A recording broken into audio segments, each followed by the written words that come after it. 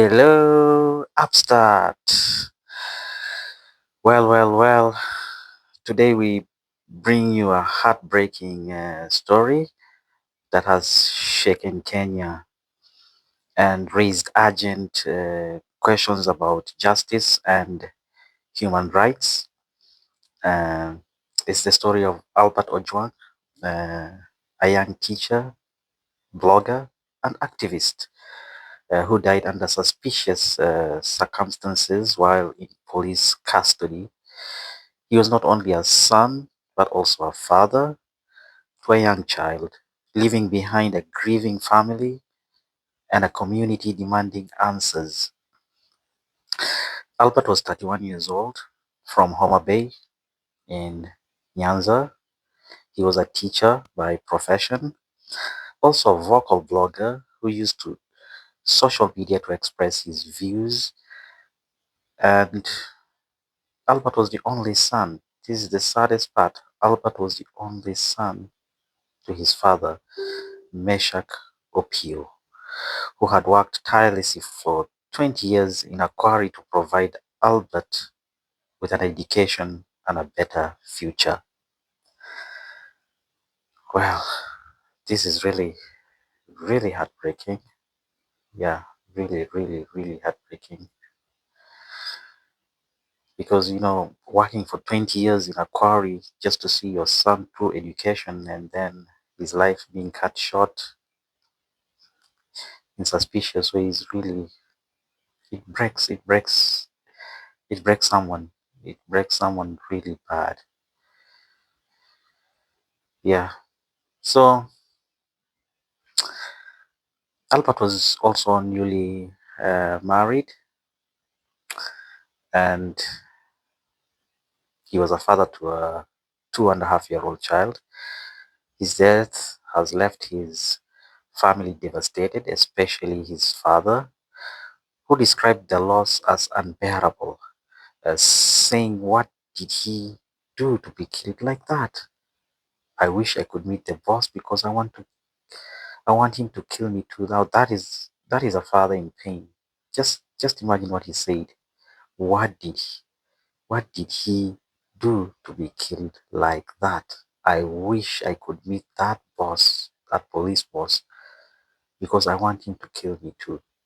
It's painful, really. It's really painful, and it steers such emotions into people who really feel like it was unjustified. Killing him, it's unjustified. It's really heartbreaking. So on Saturday afternoon, Albert was arrested at his home in Kakot village by officers uh, from the Directorate of Criminal Investigations, DCI. The charge was related to false publication, allegedly linked to a social media post on a platform called X, formerly Twitter. Instead of being processed locally, Albert was transported approximately 350 kilometers to Nairobi. This long transfer raised serious concerns about the handling of his case. Yeah, imagine that, 350 kilometers to Nairobi. Seriously. Yeah. His father recounted how he followed the journey only to be told later that his son had died overnight in police custody.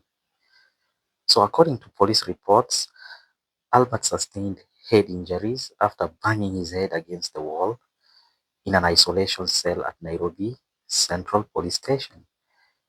He was rushed to Mbagathi Referral Hospital but was declared dead on arrival. However, this official narrative has been met with skepticism by Kenyans and human rights organizations. Uh, Amnesty International and human rights advocates have called for an independent investigation describing the circumstances of Albert's death as extremely suspicious and raising concerns about possible police brutality or extrajudicial killing. Albert's father and friends have dismissed the suicide claim, pointing to visible injuries on his body. including swelling and blood oozing from his nose and mouth, inconsistent with the police explanation. Uh, the father's heartbreaking account really is heartbreaking because Mesha Kopio's testimony is perhaps the most poignant part of this tragedy.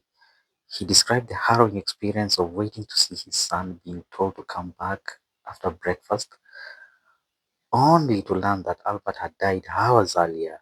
He expressed profound grief and anger, emphasizing that Albert was in good health before the arrest and that the police had assured him nothing would happen to his son. Huh? Well, this has caused public outcry and calls for justice.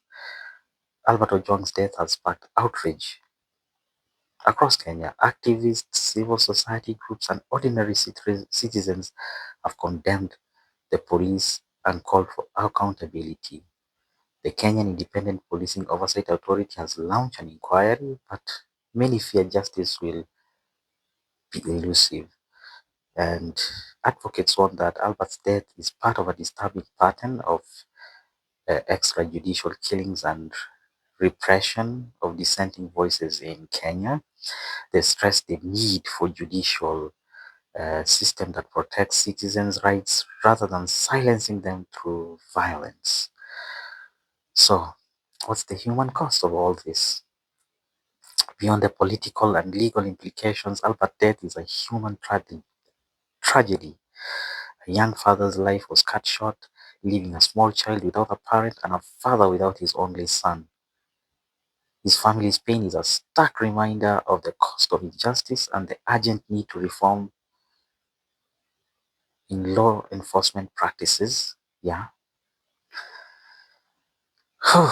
Albert Ojwang's story must not be forgotten. It's a call to all Kenyans and the international community to demand transparency, justice, and respect for human rights. We owe it to Albert, his community, his family, and all victims of injustice to speak out and ensure that such tragedies never happen again.